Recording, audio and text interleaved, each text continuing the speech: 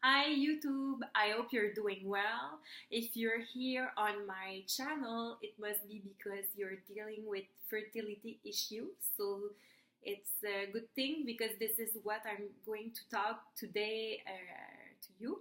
I won't do like I do usually a recap of all my story because you can go take a look on different subject depending on what you're at what stage you're in right now. But I wanted today to chat about my past few months because it's been a few months now that I've been doing some touch up with you guys.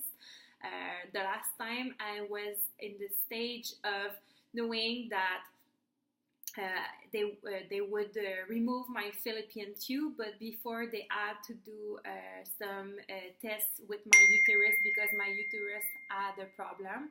And now that it's been taken care of, and now that my doctor's is back on work because she took 2 months this summer off, I now have a date for my operation, and it would be on October 20th, so which means in 10 days now. So it's pretty exciting because I'm waiting for that moment for like 6 or 8 months now. I'm quite excited. I'm not nervous.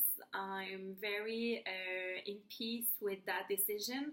The operation itself, I don't really know, but I just know that it's going to be maybe a 45 to an hour operation.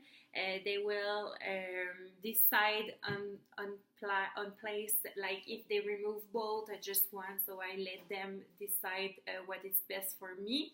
And then after the operation, they will be able to wait maybe a cycle or 2 cycles before trying again with the last and final embryo that we have frozen.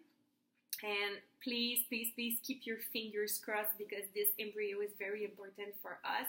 Otherwise, we will have to do the stimulation again, and I would do it, but it's not the best. Oh, sorry. I have a hiccup. It's not the best option because it's very painful, takes time, and it costs a lot of money. So please, my last embryo works. So yeah, the past few months was as much fun as much hard. There's a few ups and downs because I didn't. It took like I have my date for a month now. So basically, like the past year, I didn't know when I would have my appointment. And at first, they would say June, July, and then September, and now it's October. So I was like on hold for a few months, and this was like the hardest, I think. And also, I discovered that I started some anxiety. Um, well, it's been like last year when I was doing my stimulation process, I didn't took days off. Really, I was working a lot.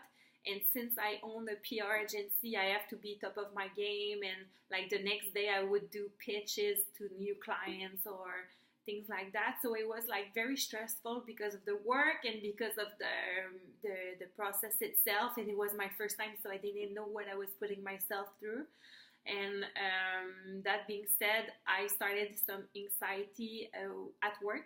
Like I would be with people that I met for the first time, and I was like just like frozen and like being weird. And sometimes I would I would find excuses to just leave the room, take a deep breath, and then come back. But in the back of my mind, it was like very stressful. So it took a lot of months before I said to anyone or just like to my boyfriend, because I was like in denial and I didn't know like what was that. I was just like, oh, I'm just tired or whatever. And then a year later, almost like 8 months, I was like, okay, maybe I have a problem because it was getting me panics when I was driving. Once I was going to a meeting, maybe an hour from my house, and I was just like taking all the freeway exit because I needed to breathe. So at that day, I decided to call my doctor's family doctor, and I have a meeting with her. And then when I met her, she was like, it's not in your head. It's not like a psychological problem. It's like it's your you have a hormonal disorders, what it's called, and to you it made like you do anxiety crisis. So basically, right now I'm on medication. It's like a depression or anxiety medication. So hearing that, I was like I cannot do anything. Like I started to do bicycle. I started to do yoga, but it didn't make much.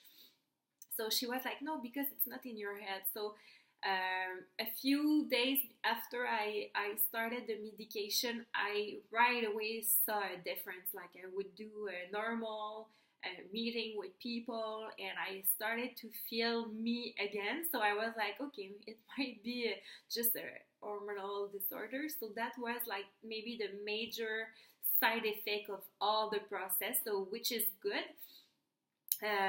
Other than that, I have to tell you that I did all the things I planned to do, like which is this summer I did a lot of gardening outside, buying plants, keep me busy. I did organize my walk-in closet, my laundry room, and did a lot of things in my house. So that was maybe the best part. And also, like, we just came back from a week of we did a road trip starting in Montreal, where we live, to and then we ride to Detroit to Chicago, and then New York, and then coming back. So we did that last week. Actually, we just came back yesterday.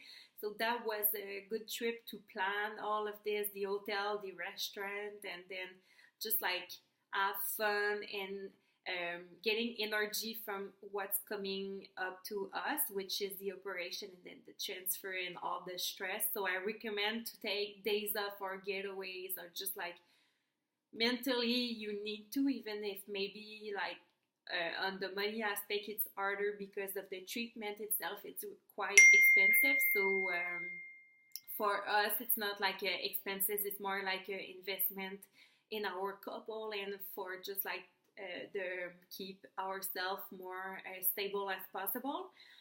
Other than that, I'm getting very zen. I did yoga.